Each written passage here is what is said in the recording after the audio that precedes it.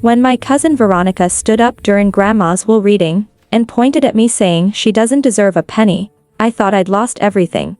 But then the lawyer pulled out his laptop and said 7 words that made everyone in that room turn pale. Let me show you who the real thief is. My name is Melanie, and I'm about to tell you how my grandmother orchestrated the most brilliant revenge from beyond the grave. Catching a thief none of us suspected, while teaching our entire family a lesson we'd never forget. It was a Tuesday afternoon in September, and we were all gathered in Grandma Dee's Victorian house. The one with the wraparound porch and the rose bushes she'd planted 40 years ago. The same house where I'd spent every Sunday for the past 3 years helping her with groceries, teaching her how to use her iPhone, and listening to her stories about running the most popular bakery in town. The living room was packed with family members I hadn't seen since the funeral 3 weeks earlier.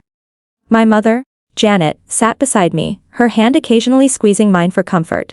My younger brother, Wesley, lounged against the wall, his artist's eye probably already calculating the value of Grandma's paintings. Uncle Robert had claimed the leather armchair like it was already his, while his wife Priscilla kept checking her phone, probably updating her Instagram followers about being at a family estate meeting. And then there was Veronica, my cousin, sitting directly across from me in her designer suit, her perfectly manicured nails tapping against her Louis Vuitton purse. She'd always been the golden child of the family, the successful real estate agent who drove a Tesla and lived in a downtown high-rise. She looked at me with barely concealed contempt, probably thinking about how a simple elementary school like me had somehow wormed my way into Grandma's heart. Mr. Theodore Brennan, Grandma's lawyer for the past 30 years, cleared his throat as he opened the manila folder containing her will. He was a distinguished man in his 60s with silver hair and kind eyes behind wire-rimmed glasses. Grandma always said he was the only lawyer in town she trusted, which was saying something since she didn't trust easily after Grandpa died. The tension in the room was thick enough to cut with a knife. Everyone knew Grandma had money. The house alone was worth over $1 million. And that didn't include her savings, the antique collection, or the valuable jewelry pieces she'd accumulated over the years. Well, the jewelry that hadn't mysteriously disappeared in the months before she died. Before we begin, Mr. Brennan said, adjusting his glasses, Mrs. Chen wanted me to tell you all that she loved each and every one of you, despite your flaws. That should have been our first warning that something unusual was about to happen. But we were all too focused on what we might inherit to notice the subtle smile playing at the corner of the lawyer's mouth. The smell hit me first when I walked through Grandma Dee's front door that Tuesday afternoon. Cinnamon rolls, her signature scent that had filled this house for as long as I could remember. It was impossible, of course. No one had baked here since she died 3 weeks ago. But somehow the walls themselves had absorbed decades of her baking, releasing that comforting aroma like a final goodbye. I straightened my teaching dress. The one with tiny daisies that Grandma always said made me look like sunshine. It felt appropriate to wear something she loved. Even if Veronica would probably make some snide comment about my quaint fashion choices. As an elementary school teacher, I didn't make much money, but Grandma never cared about designer labels or fancy cars. She cared about showing up. Melanie, honey, you're here. My mother, Janet, said, pulling me into a hug near the grandfather clock in the foyer. Her eyes were red-rimmed but determined. Mom was the youngest of Grandma's children, the sensitive one who inherited Grandma's plainness, but not her steel backbone. I saved us seats together. Your Uncle Robert's, already trying to claim the best spot. Like this is some kind of auction. The living room had been rearranged for the occasion.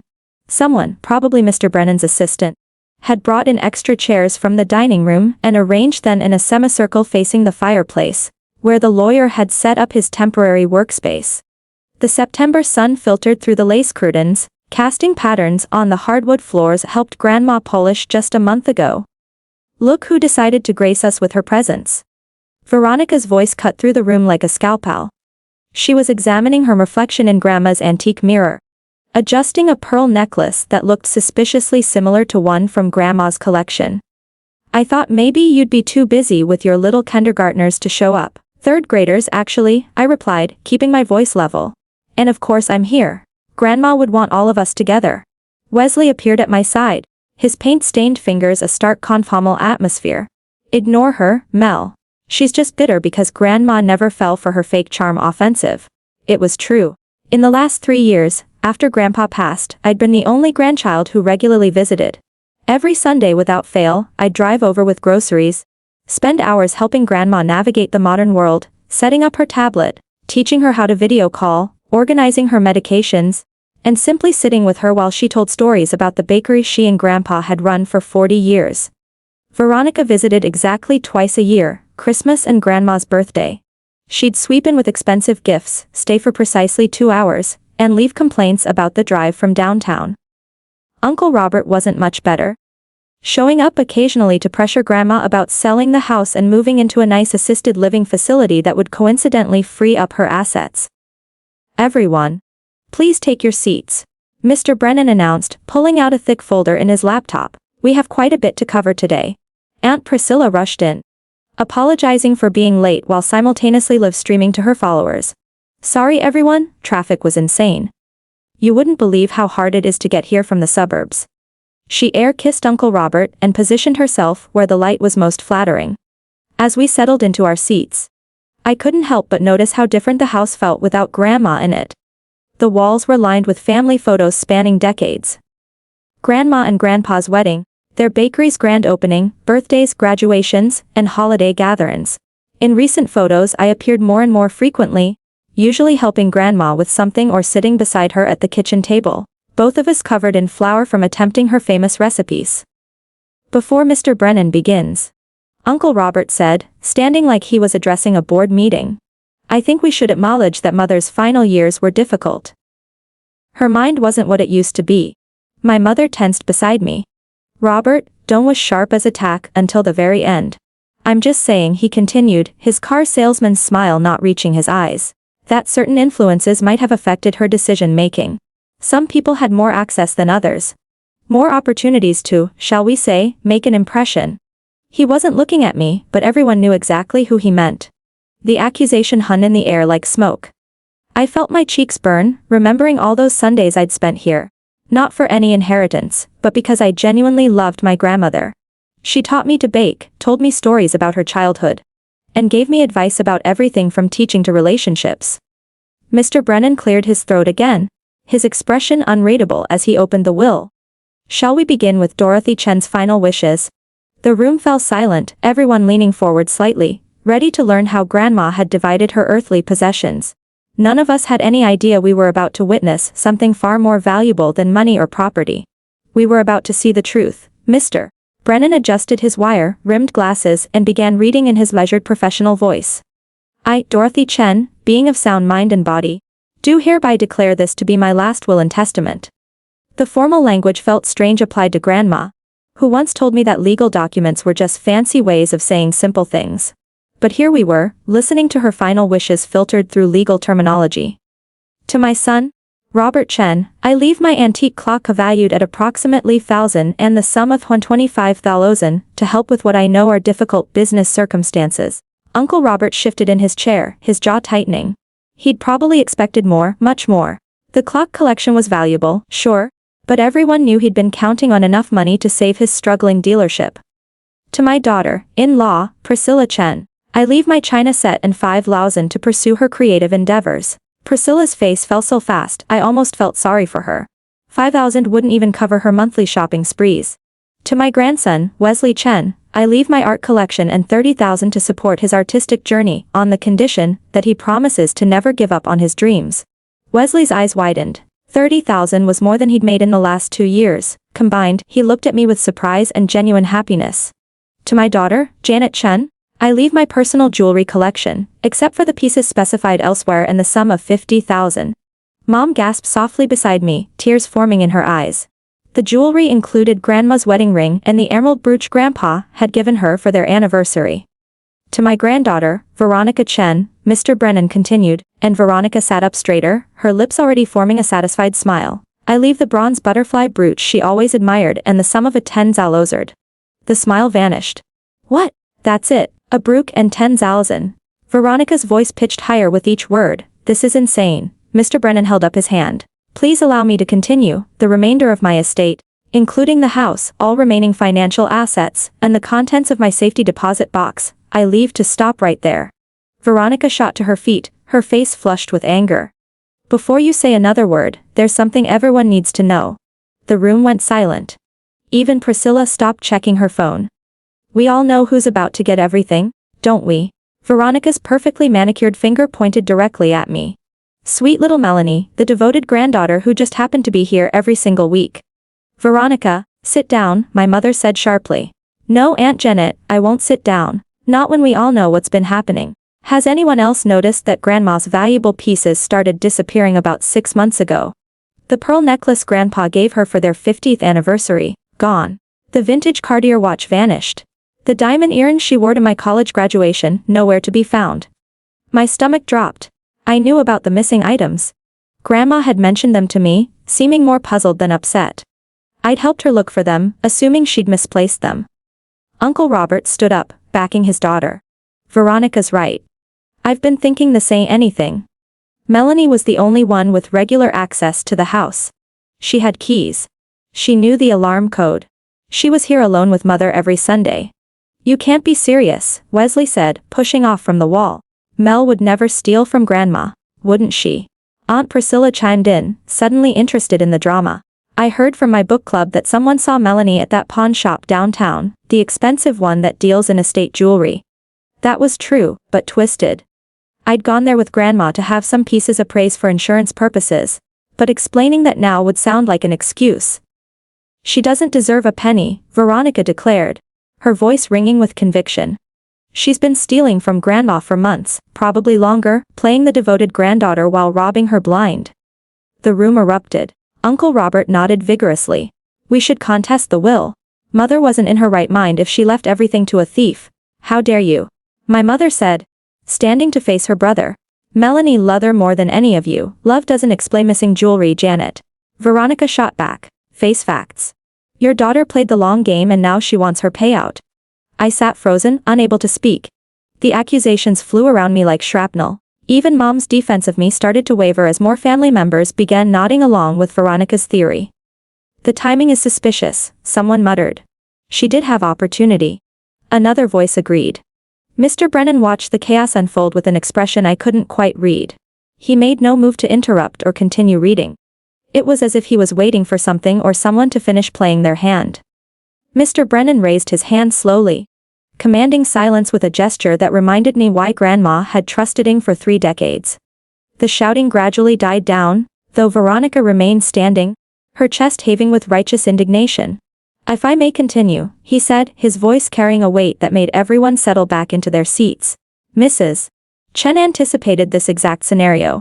In fact, she left me with very specific instructions for this moment. He reached into his briefcase and pulled out a laptop, modern and sleek, which seemed out of place among the antique furniture and vintage photographs. Your grandmother was quite remarkable, you know. At 78. She embraced technology with an enthusiasm that put people a quarter of her age to shame. What does that have to do with anything? Uncle Robert demanded, though his voice had lost some of its earlier confidence. Everything, Mr. Chen. You see, 6 months ago, after the first items went missing, your mother came to me with a request. She wanted to install security cameras in her home, hidden ones. The color drained from Veronica's face so fast I thought she might faint. That's illegal. You can't record people without their consent. Actually, Mr. Brennan replied calmly, one can record anything they wish in their own home, especially when they suspect they're being robbed. Mrs. Chen was quite within her rights. He connected the laptop to the flat-screen TV that Uncle Robert had bought Grandma last Christmas, insisting she needed to join the 21st century. The irony wasn't lost on me now. Melanie, Mr. Brennan said, turning to me for the first time. Do you remember helping your grandmother set up a cloud storage system about 6 months ago? I nodded, my voice finally returning. She said she wanted to preserve family memories digitally. I helped her scan old photos and set up automatic backups from her devices. That wasn't all she was preserving, Mr. Brennan said with a small smile. The security system she had installed was connected to that same cloud storage. Every piece of footage was automatically uploaded and saved. This is ridiculous, Veronica said, but her voice shook. Even if there are cameras, they won't show anything because Melanie was careful, and because nothing happened. Wesley let out a short laugh. Nice slip there, cousin. Mr. Brennan pulled up a folder on the laptop labeled evidence. Inside were dozens of video files, each tagged with dates and times. Before I show you what Mrs. Chen collected, Let me read the rest of her will, the part that Veronica so rudely interrupted. He pulled the will back in front of him and found his place. The remainder of my estate, including the house, all remaining financial assets, and the contents of my safety deposit box, I leave to the one who helped me catch the thief in this family. What kind of cryptic nonsense is that? Uncle Robert spluttered. It's not cryptic at all, Mr. Brennan replied. Mrs. Chen knew someone was stealing from her. She also knew that confronting them directly would only cause denials and family drama. So, she decided to gather proof. Melanie unknowingly helped her set up the reveal the truth. My mind raced back to those Sunday afternoons. Grandma asking about motion sensors, about how Ring doorbells worked, about whether cameras could record in low light. I thought she was just curious, maybe a little paranoid living alone in a big house. I'd answered all her questions, helped her research different systems, even helped her create the cloud account that would store everything. She played us, Aunt Priscilla whispered. And for once, she wasn't wrong. Mrs. Chen was a brilliant woman, Mr. Brennan confirmed. She knew that whoever was stealing from her would eventually reveal themselves. Especially if they thought they were getting away with it. She also knew that the real thief would be the first to point fingers at others when the will was read. All eyes turned to Veronica, who had indeed been the first to make accusations. That doesn't prove anything, she said, but her perfectly composed facade was cracking. Anyone could have made those accusations. They were logical conclusions. Perhaps, Mr. Brennan said, clicking on the first video file. But logic and truth are often two very different things. Your grandmother's will continues with one more important line. The truth will be revealed through the evidence I've collected. And justice, though delayed, will not be denied. The TV screen came to life showing clear view of Grandma's living room. The timestamp in the corner read, 4 months ago, 2:47 p.m. A Tuesday. I would have been at school teaching my graders about photosynthesis. No, Veronica said, taking a step backward. You can't do this. I want a lawyer. I am a lawyer, mister. Brennan reminded her. And you're free to leave any time. But if you do, you'll miss the most interesting part of your grandmother's final message. Nobody moved. Even Veronica, despite her protest, stood frozen, watching as her carefully constructed lies were about to come crashing down around her. The security footage began to play crystal clear in from a hidden camera. Grandma must have paid for the best system available. The timestamp showed 20:47 p.m. on a Tuesday afternoon 4 months ago. I remembered that day specifically because my class had been putting up a play about the water cycle, and I'd stayed late to help clean up the cardboard clouds and paper raindrops. On the screen, the front door opened and Veronica walked in using a key. She moved with purpose, no hesitation, heading straight upstairs to Grandma's bedroom. The camera angle switched, following her movement through the house. She went directly to the mahogany jewelry box on Grandma's dresser and opened it with practiced ease. That proves nothing, Veronica said quickly. Grandma gave me permission to borrow jewelry sometimes. Mr. Brennan clicked to another file without responding. This footage showed Veronica taking out the pearl necklace, the one Grandpa had given Grandma for their 50th anniversary, and slipping it into her purse. She then rearranged the remaining jewelry to gap, even desk polishing the spot where it had lain. The next clip was from a different location entirely, a pawn shop downtown. The upscale one that specialized in estate jewelry. Veronica walked in carrying the same purse, talked to the owner, and pulled out the pearl necklace. The camera caught her accepting cash, counting it and signing paperwork. You followed me, Veronica's voice cracked. That's stalking. No, Mr. Brennan said mildly. Your grandmother simply asked me to verify where her belongings ended up. Pawn shops keep excellent records, by the way. They have to, by law. The room was deathly quiet, except for the hum of the laptop. Uncle Robert had sunk back into his chair, his face pale. But Mr. Brennan wasn't done. He clicked on another file. Dated 2 months ago. This footage was from Grandma's kitchen. Uncle Robert and Veronica sat at the round table where I'd shared so many cups of tea with Grandma. Their voices came through clearly. Once we convince everyone it's Melanie, Mom will have to change the will, Uncle Robert said, helping himself to cookies from Grandma's cookie jar. I already planted the seed with Aunt Priscilla, Veronica replied. She's been spreading it at her book club. By the time the will is read, everyone will believe Melanie's been stealing. Good, I need that money for the dealership. I'm 3 months behind on loans. The bank's threatening foreclosure, and I need it for the IRS. They're breathing down my neck about those unreported commissions. I've been hiding cash sales for 2 years. How much did you get for Mom's pearl necklace? $8,000. The Cartier watch brought in 12. The diamond earrings were worth $15.35. Uncle Robert whistled. That's good money. It would be better if we got everything. Veronica said the house alone is worth over $1 million. If we can make everyone believe Melanie is a thief, we can contest the will. Say Mom was manipulated. Priscilla's already on board. She thinks Melanie's been suspicious for months. They clinked coffee cups like they were celebrating a business deal. Mr. Brennan paused the video. The silence in the room was suffocating. Aunt Priscilla had covered her mouth with both hands, staring at her husband in horror. My mother gripped my hand so tightly it hurt. Wesley stood frozen against the wall, his artist's eye taking in a different picture than he'd ever imagined. There's one more video, Mr. Brennan said quietly. This one was recorded by Mrs. Chen herself the week before she passed. The screen changed to show Grandma sitting in her favorite wingback chair, the one by the window where she loved to watch the birds. She looked directly at the camera, her eyes sharp and knowing. If you're watching this, then I'm gone. And the truth has finally come out. I've known for months what Robert and Veronica were doing. I saw them take my things, heard them plan their lies, watched them try to destroy Melanie's reputation. Grandma paused, adjusting her glasses. Melanie, sweetheart, you helped me more than you know. Not just with the technology, though that was invaluable. You helped me see who in this family actually loved me versus who loved what I could give them. Every Sunday you came here expecting nothing. Bringing everything. Your time, your patience, your genuine care. She looked directly in the camera as if seeing all of us. Robert, Veronica, I'm disappointed, but not surprised. Greed has been eating at you both for years. I forgive you, but forgiveness doesn't mean freedom from consequences. The police have copies of these videos.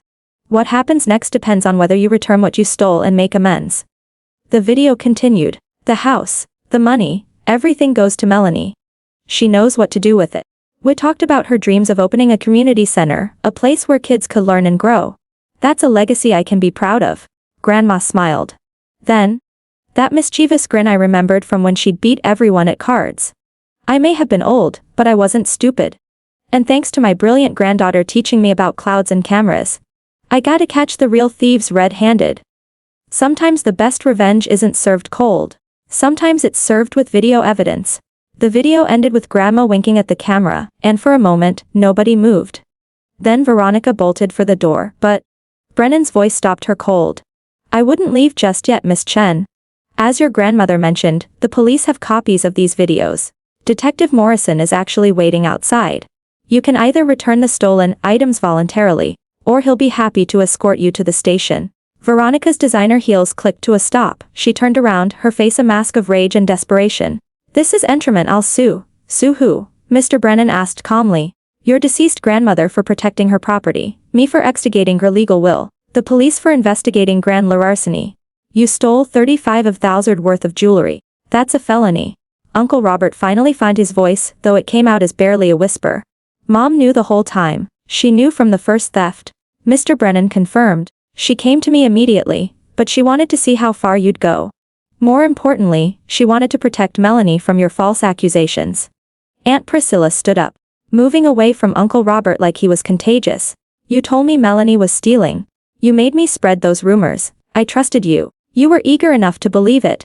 Wesley said, finding his voice. Nobody forced you to gossip at your book club. Mr. Brennan pulled out another document. Messes. Chen left instructions for restitution. Veronica, you have 30 days to return the full $35,000 plus interest. Uncle Robert, your involvement in the conspiracy means you forfeit your inheritance entirely. The clock collection and $25,000 will be added to Melanie's inheritance. You can't do that, Uncle Robert shouted.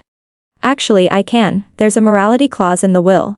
Any beneficiary convicted of or admitting to crimes against Mrs. Chen forfeits their inheritance. The video clearly shows you conspiring to commit fraud. My mother finally spoke, her voice shaking with anger. You tried to destroy my daughter's reputation, your own niece. How could you? The dealership was failing, Uncle Robert said. I was desperate. So you decided to rob your mother and frame your niece. Mom stood up, pulling me with her. You're pathetic. Mr. Brennan handed me an envelope. This is from your grandmother, Melanie. She wanted you to read it after everything was revealed. I opened it with trembling hands. Grandma's handwriting, slightly shaky but still readable, filled the page. My dearest Melanie, by now the wolves have shown their teeth. And you've seen who they really are. Don't let their betrayal harden your heart. They'll face their consequences, but you have better things to focus on. The house is yours. All 2.8 million of it, plus my savings. But more importantly, I'm leaving you my recipes, including the secret cinnamon roll recipe that made our bakery famous. It's in the safety deposit box along with Grandpa's love letters to me, and the seed money for your community center. You taught me that technology could do more than just make calls or send messages. It could reveal truth, protect the innocent, and ensure justice. Who knew an old lady could catch thieves with a smartphone and some hidden cameras? Turn the house into something beautiful. Make it a place where children learn, where families gather, where love means more than money. That's a legacy worth leaving. Keep visiting me at the cemetery. Tell me about your students, your life, your dreams. I'll be listening, probably laughing at how Veronica and Robert turned out.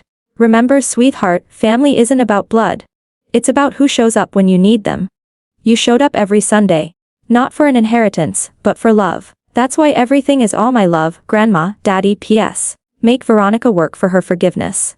Maybe volunteer at your community center. Manual labor might teach her what real value means. 6 months later, I stood in the transformed Victorian house. The living room, where the will was read, had become a reading corner for kids. The kitchen, where Uncle Robert and Veronica planned their scheme, was now a teaching kitchen where I taught Grandma's recipes to anyone who wanted to learn. The smell of cinnamon rolls filled the air every Thursday. Veronica worked off her debt doing community service at the center. She'd lost her real estate license after the IRS investigation and now worked at the very pawn shop where she'd sold Grandma's jewelry. Uncle Robert's dealership went under, but he found work as a mechanic. Honest work for the first time in years. He hasn't spoken to me since the will reading. Wesley painted a mural of Grandma on the side of the house, depicting her with angel wings and a mischievous smile, holding a video camera. Mom helps me run the center, teaching kids art and music. Every Thursday afternoon, I visit Grandma's grave with fresh cinnamon rolls. I tell her about the children we're helping, the families we're feeding, the community we're building. Sometimes I swear I can hear her laughing, especially when I mention that Detective Morrison asked Veronica out on a date, not knowing her history. Grandma always said the truth has a way of surfacing. I tell people who ask about the inheritance. She also said that karma had a sense of humor. Turns out she was right about both. She didn't just leave me money and property. She left me the truth, protected my reputation, and showed me who really deserved to be called family. That was worth more than any inheritance. The last thing Grandma ever said to me was, "Technology is wonderful, dear, but wisdom is better. Use both and you'll never be fooled." I thought she was talking about computers. Turns out she was talking about life.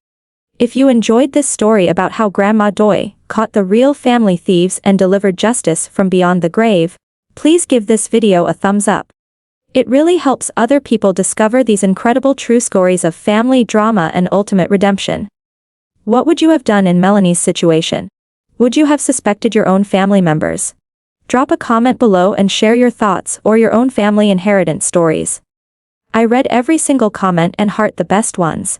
And if you want more shocking family revelations and stories about justice being served when least expected, hit that subscribe button and ring the notification bell. I upload new stories every week that will leave you speechless and restore your faith in karma. Until next time,